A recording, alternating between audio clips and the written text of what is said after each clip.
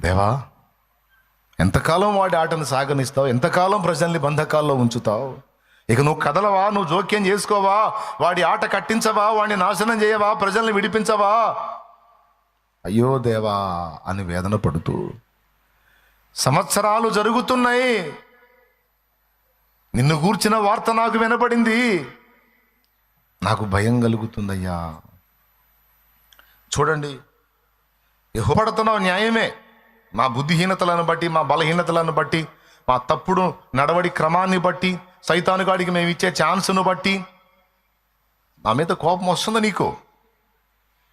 అచ్చంగా కోపడితే ఎట్లయ్యా?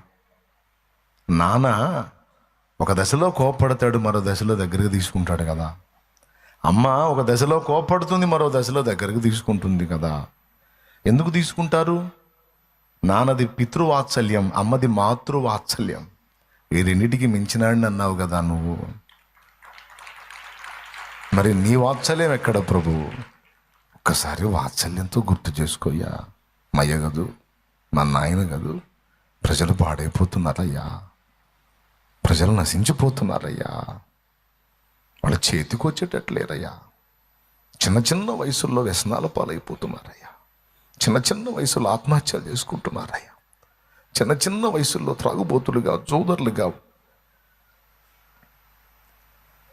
మాదక ద్రవ్యాలకు బానిసలైపోతున్నారు చిన్న చిన్న వయసులో అయ్యా. వాళ్ళ జీవితాలు అలా పోవాల్సిందేనా? వాళ్ళని దర్శించవా? వాళ్ళ మనోనేత్రాలు వెలిగించవా? రాకడొస్తుంది, నేను వస్తున్నాను అన్నావే, మరి వచ్చేటప్పటికి వాళ్ళని సిద్ధపరచాలిగయ్యా, వాళ్ళని దర్శించాలిగయ్యా.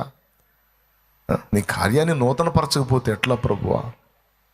నూతన క్రియ చెయ్యయ్యా, కార్యాలు నూతనపరచయ్యా. కోప్పడయ్యా, తప్పులేదు. మా నాన్నవి నువ్వు కోప్పడకపోతే ఎట్లా? కోప్పడాల్సిందే. కానీ అచ్చంగా కోపంలోనే ఉండకయ్యా, శత్రువుకి అప్పగించకయ్యా. వాత్సల్యంతో ఒక్కసారి మమ్మల్ని గుర్తు చేసుకోయా.